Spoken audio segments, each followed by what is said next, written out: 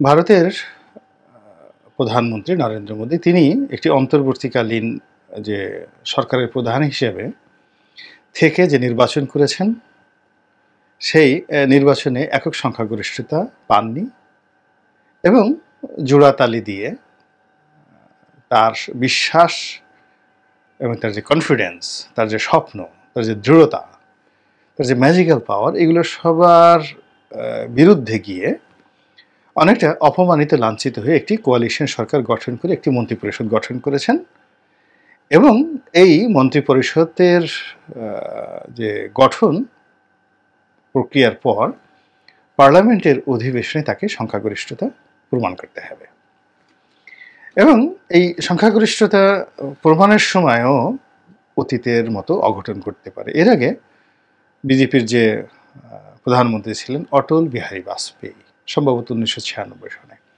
13 দিন না 17 দিন তিনি ক্ষমতায় ছিলেন, ঠিক এইভাবেই, অর্থাৎ সরকার গঠিত হলেও কিন্তু আস্থা ভোটে তিনি পার্লামেন্টে গিয়ে হেরে গেলেন, পদত্যাগ করতে বাধ্য হলেন এবং এরপরই অনেকগুলো সেই দেবগৌড়া এলেন, ভিপি সিং এলেন, আইকে গুজরাল এলেন, 3 জন, মানে 5 বছরের মধ্যে 3 জন কোয়ালিশন প্রধানমন্ত্রী এলো এবং ভারতের রাজনীতিতে একটা একেবারে টালমাটাল অবস্থা চলে গিয়েছিল। তো সেই অভিজ্ঞতাকে স্মরণ করে এবার যারা ভারতবাসী তারা সবাই বলাবলি করছে যে মোদির এই সরকার টিকবে না, এমনকি এই প্রথম অধিবেশনেও এটা চলে যেতে পারে, আর যদি তাও নাও যায় খুব দ্রুত এটি পতন ঘটবে। এটি সবাই একবাকে বলার চেষ্টা করছে। কেন? মূল কারণ হলো যে সত্যিকার অর্থে মোদির মধ্যে কিন্তু এরকম ম্যাজিক্যাল কিছু নেই, তার লেখাপড়া ভালো না, তিনি খুব সাধারণ পরিবার থেকে আসছেন। যেমন আপনি দেখুন রাহুল গান্ধী, একটা গান্ধী পরিবারের লিগেসি, ঐতিহ্য রয়েছে, তার সঙ্গে এডুকেশন রয়েছে, তারুণ্য রয়েছে। প্রিয়াঙ্কা গান্ধী, তার কথা চিন্তা করেন, রাজীব গান্ধীর কথা চিন্তা করেন, কিংবা অতীতে অটল বিহারী বাজপেয়ীর কথা চিন্তা করেন, ইভেন আইকে গুজরালের কথা চিন্তা করেন। ইন্ডিয়ান পলিটিক্সে অতীতে যারা পররাষ্ট্রমন্ত্রী হয়েছেন, প্রধানমন্ত্রী হয়েছেন, অর্থমন্ত্রী হয়েছেন, তাদের সবারই একটা বিরাট ঐতিহ্য রয়েছে। তো সেই দিক থেকে মিস্টার নরেন্দ্র মোদীর যে সাকসেস, সেটি হলো গুজরাটের মুখ্যমন্ত্রী হিসেবে তার সঙ্গে মমতা ব্যানার্জির তুলনা করা যেতে পারে, লালু প্রসাদ যাদবের তুলনা করা যেতে পারে, নীতিশ কুমারের তুলনা করা যেতে পারে। তো এরকম অরবিন্দ কেজরিওয়ালের সঙ্গে তুলনা করা যাবে না, কেননা তিনি একজন ইঞ্জিনিয়ার, অত্যন্ত শিক্ষিত এবং আইপিএস মানে আইসিএস অফিসার, আইসিএস কর বিভাগে তিনি চাকরি করতেন। আর সেখানে নরেন্দ্র মোদী লেখাপড়া কোন পর্যন্ত করেছেন এটি নিয়ে নানা রকম বিতর্ক রয়েছে, কিন্তু তিনি চা বিক্রি করতেন, ফুটপাতে কাটাতেন, খাবার পেতেন না ঠিকমতো। এই অভাব এবং দারিদ্রতার কারণে তার যে হীনমন্যতা, সেই হীনমন্যতা তিনি আক্রান্ত হয়ে তিনি টাকার কাছে নিজেকে জলাঞ্জলি দিয়েছেন। এই যে আদানি আম্বানি, এদের সাথে তার যে সখ্যতা, এই অলিগার শ্রেণীর যে তিনি যাকে বলা হয় তিনি তাদের খপ্পরে পড়ে গিয়েছেন, এটি হলো তার দারিদ্রতার কারণে, অভাবের কারণে, হীনমন্যতার কারণে। ফলে টাকা দেখলে তিনি পাগল হয়ে যান। এটা সাইকোলজি। আপনি যত বড় রাজা বানায় দেন না কেন, পুরো জন্মে সে চোর ছিল, ডাকাত ছিল, দরিদ্র ছিল, কিন্তু রাজা হওয়ার পরেও সে দেখবেন যে নিজের রাজকোষ থেকে সে চুরি করেছে, এটাই ইতিহাস বলে। কিন্তু রাজা যদি ওইভাবে মুঘল সম্রাট আকবরের মতো হন, ইন্দিরা গান্ধীর মতো হন, জন এফ কেনেডির মতো হন, কিংবা একক ব্যক্তি হিসেবে যদি সুপারম্যান ধরেন, সেখানে আব্রাহাম লিঙ্কনের মতো হন, কিংবা নেলসন ম্যান্ডেলার মতো হন, তাদের যে ব্যক্তিত্বটা কোন পর্যায়ে থাকে তার একটা ছোট্ট উদাহরণ নেই। সেটি হলো একবার ইন্দিরা গান্ধী ইয়াদ করলেন, তিনি মানে ভারতের সবচেয়ে বড় ব্যবসায়ীর সঙ্গে বৈঠক করতে চান। তো তখন ভারতের ব্যবসায়ী জগতের কিংবদন্তি ছিলেন JRD টাটা, রতন টাটা। এখন যে রতন টাটা তার বাবা JRD টাটা।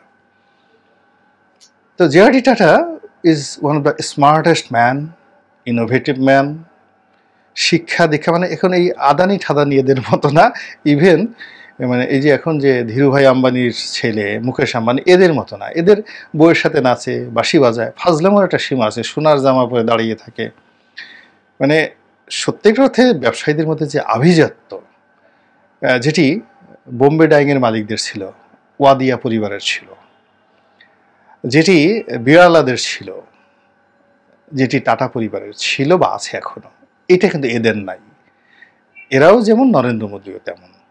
তো এইরকম ওই জমানার সবচেয়ে শিক্ষিত, সবচেয়ে স্মার্ট, সবচেয়ে ইনোভেটিভ এবং সবচেয়ে ধনী মানুষটি ইন্দিরা গান্ধীর সামনে গেলেন, এবং তিনি তার একটা সাক্ষাৎকারে তিনি চমৎকারভাবে সেই কাহিনী বর্ণনা করেছেন যে তিনি গেলেন সেখানে, যাওয়ার পর প্রধানমন্ত্রীর সঙ্গে তার একটা বিষয় নিয়ে কথা হচ্ছিল। প্রধানমন্ত্রী তার পরামর্শ জিজ্ঞাসা করলেন এবং তিনি নির্বিবাদে তার মতামত দিলেন, জিআরডি টাটা। তো প্রধানমন্ত্রী তার দিকে অ্যাটেন্টিভ না হয়ে তিনি টেবিলে একটা খাম ছিলেন, সেই খামটা ধরলেন, আর 1 সেকেন্ডের জন্য তিনি জানালার দিকে তাকালেন। জিআরডি টাটা বললেন যে আমি বুঝতে পারলাম যে আমি যে কথাগুলো বলেছি এটা প্রধানমন্ত্রীর পছন্দ হয়নি। তো এরপর আমি সেখান থেকে চলে এলাম, আমি আর কখনো প্রধানমন্ত্রীর কাছে যাইনি, প্রধানমন্ত্রী আর আমাকে কখনো ডাকেনি। তো এটা ছিল একজন প্রধানমন্ত্রীর ব্যক্তিত্ব আর একজন ব্যবসায়ীর ব্যক্তিত্ব। আর এখন আদানি এদেরকে যদি বলা হয়, নরেন্দ্র মোদী যদি বলে যে আমি এখন মল ত্যাগ করবো, আদানি তুমি হাতে ধরো, কোনো রকম মোজা পরা যাবে না এবং এইগুলো গিয়ে পরিষ্কার করে আসো, আদানি ঠিক সেম কাজটি করবে। এবং এই আদানির যারা বংশধর রয়েছে, নরেন্দ্র মোদীর যারা আত্মীয় স্বজন রয়েছে পৃথিবীর বিভিন্ন দেশে, উগান্ডাতে, তারা ঠিক একই অবস্থায়, এই মানে ঠিক সেই মন মানসিকতায়। ফলে কি হচ্ছে, এই যে নিজের যে দুর্বলতা, নরেন্দ্র মোদীর যে দুর্বলতা, এ থেকে ঢাকানোর জন্য তিনি দেবতা সাজার চেষ্টা করছেন, প্রতিমা বানিয়েছেন, নিজেকে অবতার বানানোর চেষ্টা করেছেন, এবং এই কাজ করার জন্য ধর্মকে ব্যবহার করেছেন। এবং এই সেম কাজটি কিন্তু প্রাচীন মিশরে ফেরাউনরা করত। মানে জনগণ যাতে তাদের কর্ম নিয়ে কোনো প্রশ্ন করতে না পারে, এই জন্য তাদের ওরা বলতো আমরা হলাম আমন দেবতার বংশধর, সন্তান, আশীর্বাদ পুষ্ট। এমন কথাও তারা বলতো যে তাদের যে তখন 1 নম্বর যে গড প্রাচীন মিশরীদের, দেবতা আমন। তো দেবতা আমন এসে ওই ফেরাউনের মায়ের সঙ্গে তার দৈহিক সম্পর্ক হয়েছে, ফলে সেই আমনের ঔরসে তার জন্ম হয়েছে। এই প্রচার পর্যন্ত তারা করতেন কেবলমাত্র জনগণের মাত্রাতিরিক্ত ভক্তি এবং শ্রদ্ধা আদায় করার জন্য, এবং তারা মাঝে মধ্যে নিরুদ্দেশ হয়ে যেতেন। অর্থাৎ নরেন্দ্র মোদী এখন যে কাজগুলো করছেন, আপনি সেই যে অনেকগুলো সিনেমা হয়েছে, তারপরে ওল্ড টেস্টামেন্টের অনেকগুলো সিরিজ হয়েছে, জেনেসিসের অনেকগুলো পর্ব হয়েছে, সেখানে আপনি দেখতে পারবেন যে সেখানে এই প্রাচীন ফেরাউনরা কিভাবে দেবত্ব প্রমাণ করার জন্য চেষ্টা করেছেন। ঠিক নরেন্দ্র মোদী কিন্তু এই গত 6-7 বছর ধরে ঠিক সেই চেষ্টাটাই করেছেন। তিনি প্রথমবার অযাচিতভাবে, অভাবিতভাবে হলেন, এরপরে 2-3 বছর তিনি ভালো করলেন, এরপরই তার দুর্বলতা প্রকাশ হতে শুরু হলো। এবং যখনই তিনি দুর্বল হয়ে পড়লেন কথায়, আচরণে, শিক্ষা দীক্ষা এবং প্রতিপক্ষরা নিয়ে যখন তাকে ঠাট্টা মস্করা করা শুরু করলো, তখন তিনি আমজনতা মানে সাধারণ পাবলিকের মধ্যে ঢুকে পড়লেন দেবতা রূপে।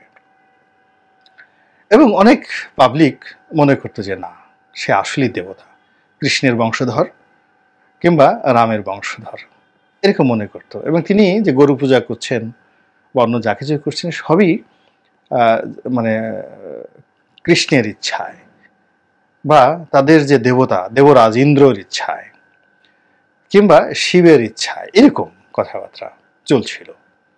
এবং তিনি সুপারম্যান হিসেবে নিজেকে প্রমাণের জন্য একবার যোগা করেন, মানে যোগব্যায়াম করেন, আবার ওটা করেন। তো সব মিলিয়ে তিনি এই যে নির্বাচনটি, এই নির্বাচনের আগে তার মধ্যে একটা বিশ্বাস জন্ম নিয়েছিল যে তিনি মানুষকে বোঝাতে পেরেছেন, তিনি মানুষের হৃদয়ে স্থান নিতে পেরেছেন, এবং তিনি সত্যিকার অর্থে দেবতা হয়ে গেছেন। এই জন্য তিনি বলে ফেললেন যে এবার কাবাদ 400 সিট লাগবে, 400 সিটের বেশি তাকে পেতে হবে। তো সেই অনুযায়ী তার কনফিডেন্ট, সে অনুযায়ী তার কথা, সে অনুযায়ী তার ঠাট্টা মস্করা টিটকারি সব কিছু চলছিল। তো তো রেজাল্ট যেটা হলো সেটা যদি একটা স্বাভাবিক যদি সুপারম্যান তিনি না হওয়ার চেষ্টা করতেন বা এত বাড়াবাড়ি না করতেন, এটা মোটামুটি একটা বিজেপির ৩ টার্মের জন্য ইটস ওকে। সারা দুনিয়াতে এখন খুব খারাপ অবস্থা, সেখানে তিনি যে ভোট পেয়েছেন এবং যিনি যে সিটগুলো পেয়েছেন এটা একেবারে নট ব্যাড।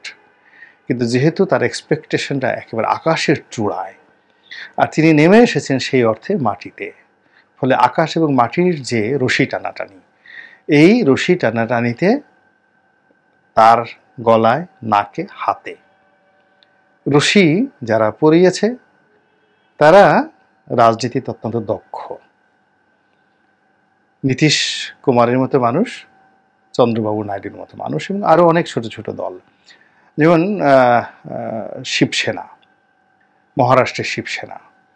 তো মহারাষ্ট্রের শিবসেনার বাল থ্যাকারে মানে অত্যন্ত মানে এত ভারতীয় রাজনীতিতে প্রভাবশালী, এর মতো প্রভাবশালী লোক ওই দক্ষিণ ভারতে ছিল না। বাল থ্যাকারে তার সন্তান এখন ওই এলাকার রাজনীতি কন্ট্রোল করে না। এরা সবাই নরেন্দ্র মোদীর বিরুদ্ধে। যোগী আদিত্যনাথ উত্তরপ্রদেশের, যিনি ধর্মগুরু, মুখ্যমন্ত্রী, সব কিছু আন্ডারওয়ার্ল্ডে ডন এভরিথিং, মোদির বিরুদ্ধে চলে গেছে এইবার। তো সব মিলিয়ে সব কিছু এলোমেলো হয়ে গেছে, যা কিনা মোদির যে রাজনীতি সেই রাজনীতিকে অনিশ্চয়তার মধ্যে ফেলে দিয়েছে। এই জন্য যারা একেবারে সবাই তারা বলছে যে এই সরকার টিকবে না। দ্বিতীয়ত, এই মুহূর্তে মোদির সামনে যে সমস্যাগুলো সামনে এসছে সেই সমস্যাগুলো মোকাবেলা করার জন্য তার যেমন একক কর্তৃত্ব এবং নেতৃত্ব দরকার ছিল, সেটি তিনি এই সময়টাতে পারবেন না। তাকে কোয়ালিশন যারা জোট শরিক আছেন তাদেরকে পাত্তা দিতে হবে। তিনি ইচ্ছা করলে বাংলাদেশে ইনু সাহেবের মতো, রাশেদ খান মেননের মতো তিনি নীতিশ বাবুকে বা চন্দ্রবাবু নাইডুকে ব্যবহার করতে পারবেন না। সেখানে আর্টিকেল 70 নেই বা অন্য কোনো জিনিস নেই। সেখানে যেমন এই নির্বাচনের আগে তিনি যেভাবে তাদের দেশের যে গোয়েন্দা সংস্থা, তাদের দেশের ইনকাম ট্যাক্স বিভাগ, তাদের দেশের দুর্নীতি দমন কমিশন, এই প্রতিষ্ঠানগুলোকে বাংলাদেশের মতো করে ব্যবহার করেছেন, এটি এই নির্বাচনের পরে আর সম্ভব হবে না। এখন গণতন্ত্রের একটা স্বাভাবিক স্রোত চলে এসছে এবং আপনি জানেন যে যখন পদ্মাতে জোয়ার আসে, স্রোত খুব বেশি হয়ে যায়, সেখানে যত ময়লা আসুক না কেন ময়লা টান দিয়ে নিয়ে চলে যায়। সেখানে পদ্মার যে আসল চরিত্র সেটি ফুটে ওঠে। তদ্রূপ এখন ভারতের যে জোয়ার, সেটা গণতন্ত্রের জোয়ার চলে এসছে। ফলে এই জোয়ারে আপনি গোমূত্র দিয়ে এই জোয়ার বন্ধ করতে পারবেন না, গো বৎস পূজা দিয়ে বা গো পূজা দিয়ে এটি আপনি বন্ধ করতে পারবেন না। কিংবা আপনি সমুদ্রের তীরে গিয়ে যোগ ব্যায়াম করে বা আকাশে গিয়ে আপনি হেলিকপ্টারে চড়ে আপনি এটা বন্ধ করতে পারবেন না। পুতিন আপনার কাছে এসে আপনার সাথে দেখা সাক্ষাৎ করে আপনাকে খুব বড় বানিয়ে পারবে না।